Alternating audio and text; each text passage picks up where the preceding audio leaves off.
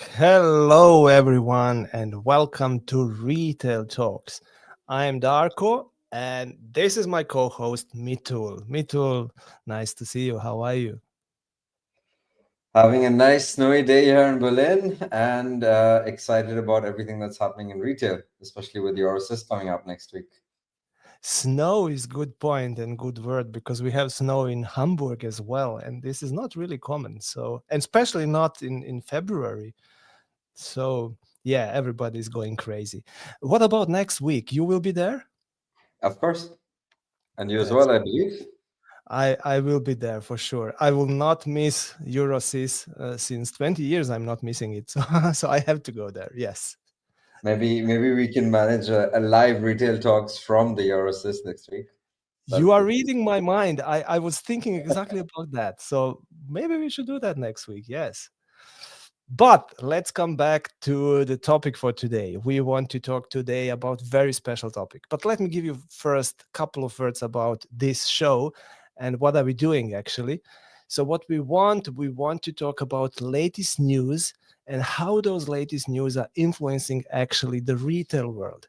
We are trying to find the news which are really interesting and where we think that those news will move certain things. And this is one of the news that we will discuss today. But before we go into this exciting topic for today, let's take a moment and introduce ourselves. Mitul, would you like to start with yourself first? Would love to. Mitul Jain. I'm the founder and CEO of Refive, and we love helping retailers engage better with their customers in store. Short, sharp, and nice. Thank you for that, Mitul. I'm Darko. I have been leading a software company for more than 20 years, and we are developing a software for the global retailers and post software vendors. If those guys are expanding into different markets, we are helping them to become and stay compliant with local VAT laws. And we are doing that in 27 countries. So I'm really happy to be today here with Mitul and to discuss topics related to China. Yes, but we will not talk about the country itself. Maybe for the beginning, Mitul, did you ever visit China? Unfortunately, not yet. I'd love to, I but can it's recommend. on the list. To be honest, I was a couple of times there, and each time I was very surprised because I was surprised about the technology development. I was surprised about the mentality. I didn't expect that. It's a great mentality, great for the innovation. And I was surprised about the digital, let's say, the better to say, level of digitalization in the society. So this is unbelievable, simply unbelievable. So if you have I feel opportunity, like that thing, the moment I leave Europe and go anywhere in the world, the level of digitization surprises me. I this think would be a that's good topic for the the problem. this would be good topic for one of the next retail talks, I'm totally sure. But today we don't want to discuss the beauties of the country, although I would love to do that. We don't want to discuss any kind of political topics or relationships between the countries. It's not our goal. Our goal is to discuss the latest news, let's say, which are happening in USA, of course, and which could happen in Europe, and which are influencing, of course, the companies, the retailers from China, which are globally active. We put it something like the title, is this the end of the cheap imports from China? And this is really something, it sounds that critical, and maybe it is really critical, but we want to discuss if this is really happening or not. But before we go into the detail, let me give you a couple of sentences to explain the context, let's say, what happened and why we started this discussion today. I'm sure everybody knows that a couple of weeks ago, the new administration in USA signed a special executive orders which are increasing the tariffs for goods from certain countries. One of the first orders was, of course, to increase the tariffs for the items coming from China. It was around 10%. Mexico and Canada, and those two countries were around 25%. Part of that, and everybody knows that, but what people maybe don't know is that part of the same order was also the order to eliminate something that guys called minimis. This is basically a tax exemption for small packages. So this means if you are living in US and you want to order something from outside of the USA, you can do that. And if the value is smaller than 800 US dollar, you didn't need to pay any kind of taxes, custom duties, or whatever tariffs. This was major element, let's say, of the business model of the huge retailers from China. As this order was signed, US Postal Services announced even that they don't want to deliver packages from China and Hong Kong anymore. So this was the way, let's say, additional way to control these new executive orders. This created totally chaos in the country, of course, and the companies like Shein, Temu, and all those other great and big e-commerce platforms in China reacted on that, of course. Majorly, they increased the prices, of course, and the some of the items were even removed from the website, so that the people were even not able to order them. Not only those companies, the big companies reacted, but also the smaller. So it was across the market. But a couple of days after that, Trump signed another executive order, which was basically walking back.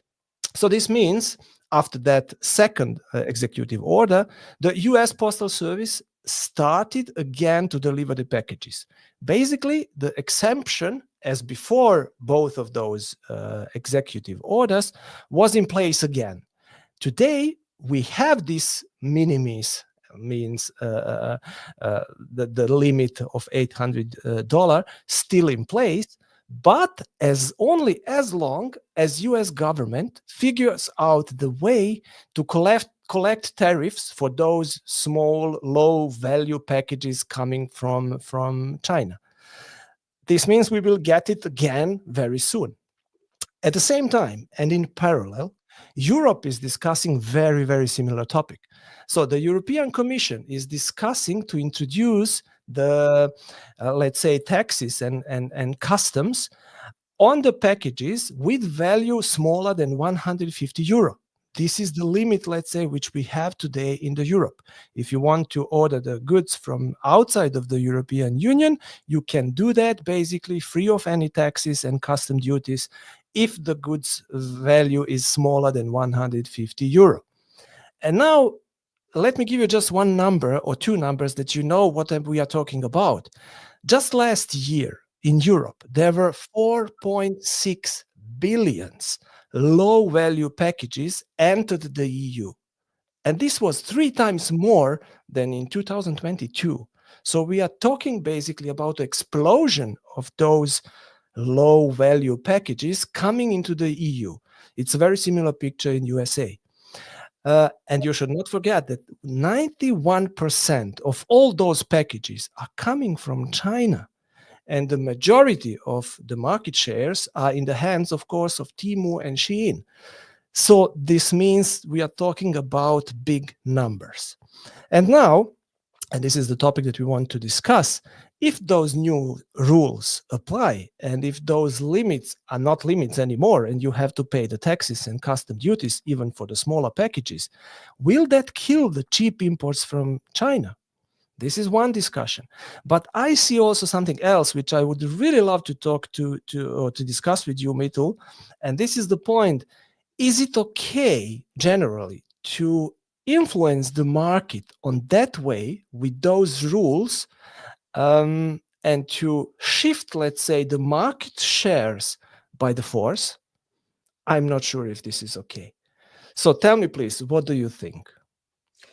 Thanks for that introduction. I think that was quite detailed for the audience, and everyone kind of knows what we're talking about. Honestly, the basic question, right? Will the change in these rules destroy these businesses? If I have to give a simple answer, it's no, right? And I'll explain a little bit why I think so. Because, of course, being able to allow packages in at a lower amount without the tax on it, without the customs duty on it, makes those items more attractive, right? If I can get, €100 worth of household, small things like sponges, pens, a phone holder, etc., all from Temu app. And I don't have to pay any customs duty on it, so I can get it for a lot cheaper than if I buy it on Amazon here or something like that. It's very attractive to me as a consumer. But the reality is, and this is one of the reasons why the US even walked back on it, it's also those rules are in place because it's physically not possible to check and put the customs application on so many packages, right? So even if those numbers would not have increased, already the numbers from 2022 were much harder for the governments to manage. And that's why those de minimis rules exist. Because the simple logic is, how much customs are we going to collect on a €150 package? Maybe $10. I'm not sure what the exact rate is right now. How much does it cost us, given how expensive labor is in Europe, to actually process those packages and do all of that? Probably maybe even more than €10 per package, right? So it's a simple economic calculation of, do we allow people to order things under a certain amount and not have the headache of dealing with the customs on that, and only focus on making the customs duty on the bigger items, and not have the effort of doing it? Or do we scale it up to all the products, right? Now, you could maybe argue that in the future with AI and robotics, it'll become even easier to process that, but that's a different discussion. The part I'm interested in is, even if we do put that application on all the packages, will it break the business models of Shein and Temu? And I think no. And the simple reason is, if you look at how they're working, both of these businesses already have started warehousing in Europe. They are already turning into marketplaces where not just Chinese manufacturers can sell their goods, but also local manufacturers from Europe and local producers from Europe can sell their goods. And I think the interesting thing for me in this is, it's not just, their entry into the market was, we can get you cheap stuff from China quickly, and you can play, with our app while doing that and gamify it. Now they have a captive audience that's huge. They have an app that's arguably a better experience from a lot of users' perspective. You showed me the video of someone close to you using the app a few episodes ago, and how excited they were about it. So they've cracked how to get into the minds of people and get them to buy things. And to me, then the question is no longer about, is it only sustainable if they can get in the cheap packages? No, it's sustainable if they can keeping the audience's attention and bringing the right assortment of products and creating the experience that people want to buy it. And whether those goods are then coming from warehouses in Europe or they're being shipped from China, I don't think that's going to make a groundbreaking difference from an end user's perspective. You made a very good point, really. And I have to agree with that. Although I would love to have a kind of conflict, again, to fight. And you say, yes, I say, no, but we have to. It's okay to agree with me, Darko. I have to agree, because you pointed out something very important. The point is not that the Chinese companies have the cheap or low cost products. The point is that they have a great business models, and even better business models than in the rest of the world. And this is what you cannot kill, let's call it like that, with taxes on custom duties. The business model will still be better. And now look at this kind of situation. Now we in Europe, we are fighting against better business models by trying to kill the business model and not by trying to improve our own business. Sorry, but this cannot work. You have to improve your business in order to be better. And then the better company will have a more satisfied consumers, and then you will survive. And then the other companies have less chances, of course. So the force was, from my point of view, never the factor which was influencing the success. And it was always the consequence was always exactly the opposite. So the other company was getting better and better if you're trying to force something. Just a small memory, or what I remember, 25 years ago, 30 years ago, I was developing software for Chinese retailers, and I think it was Carrefour, but maybe it was not China, maybe it was in some of the neighbor countries, I'm not quite sure anymore. And I was working on the development of the discounts for the China, and this was this area. And this was the beginning of the mix and match discounts. Almost 30 years ago. Nobody was talking about that kind of discounts in Europe and in USA at that time point. You understand what I mean? So they are simply very creative, having very innovative ideas, very innovative concepts. And beside all of that, they have 5,000 years old culture. And this is sitting deep into the DNA of the people. So, sorry, guys, but they are very good talents, very digitalized. They are ready to innovate. And we have to Also, improve ourselves. I think you also made a very valid point, right, about innovating locally. So if you look at Europe, what I think has happened, especially Germany, for example, is it started shifting more and more into being a value-focused market and a price-conscious market than it ever was before, right? If you think of the average German consumer, they always put an emphasis on quality, but they were always price sensitive. And now that shift has become even more intense, I think, especially after COVID, with the inflation going up, wages in Europe have been kind of flat. And so you have consumers who are not necessarily in real money terms earning more, but everything is costing more. And they start to become even more price sensitive. And you see that in Europe. If you look at retail in Europe, it's which models are thriving. Woolworths today has now increased to 800 stores, right? They're basically opening new stores every week. A lot of these other sort of discount brands, the Daisos, the Minisos, Sustain Grey and Flying Tiger, all of them are doing incredibly well in Europe because they're able to reach people at a price point that's a lot more attractive, right? And that's something that has shifted in the behavior of the European consumer. And that's why they're buying things from these apps. That's why they're buying things from Shein and they're buying from Temu. But Shein is an interesting example for me in this as well. I had a very deep conversation with their global head of strategy a few years ago on my other podcast, a few months ago, not years ago. And, of course, look, business is business. Everyone is going to take advantage of every rule in the book that they can legally take advantage of and maximize their upside, right? That's how you do business. So they've taken advantage of the de minimis rule. But something unique that Shein is doing when it comes to clothes manufacturing and bringing the clothes from a design or an idea to people's doorsteps within a window of, I think it's less than 4 weeks, is something that no other fashion textile producer in Europe is doing. Maybe Zara comes close. They're very quick at turning things around. But the scale at which these guys are able to do it and the way they're using the data from the app and the technology of really understanding from all of that data what people want and quickly producing a micro batch and bringing it to people, that is where the innovation is, and that's where the business model is. And okay, today they can take advantage of factories in China and Bangladesh and stuff to do that, but they already are producing those same goods in Europe. There's manufacturing happening in Turkey, there's manufacturing happening in Portugal. So the big story there for me was never about, oh, they're actually killing the market because they don't have to pay so much customs on it. No, they're killing the market because they're just out innovating everyone else over here. Yes.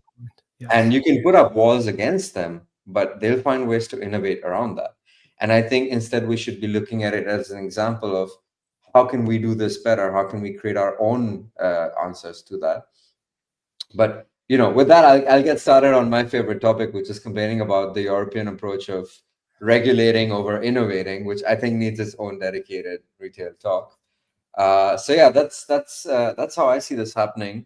I still have my Temu app. I still do my orders now and then, and I don't see that changing anytime soon. So coming back to the major question the major topic of the session today, will those rules, tariffs, custom duties for low cost packages kill the Chinese giants Temu and Shein and similar companies trying to make a good business in Europe and US? I think it's a speed breaker, but not a killer. I completely agree with you. Second point, which was very important and which I asked in the beginning, is it okay to do it by force, to force the companies to stay out of the markets? It's difficult question, right? It's a political question, and we said no politics today. Yeah, you're right. You are absolutely right. But I have to say, no, it's not okay.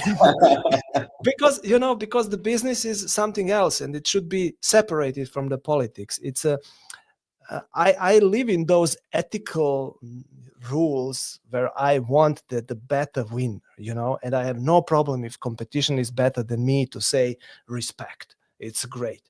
And I would love if the competition would do the same to me and say to me, hey, your solution is great, respect. This is how it should be. We should do it together. And then, then everybody will have let's say, positive consequences, and everybody will enjoy the benefits. If we are fighting each other and using the politics to forbidden some kind of things and businesses, I don't think that this is bringing us forward, and this is the good future for us. So for me, the future is openness, partnership, cooperation, respect, and ethical, doing all the things on the ethical right way. This is how I see it. Amen. Very good. Mitul, 20 minutes. So this time we are real micro podcast. Can you imagine that? Good enough, huh? Let's stop it now, and let's be happy that we are finally micro podcast as we want it to be. Looking forward to the next episode with you. It was my great pleasure. See you in Düsseldorf next week. See you next week. See you guys. Bye.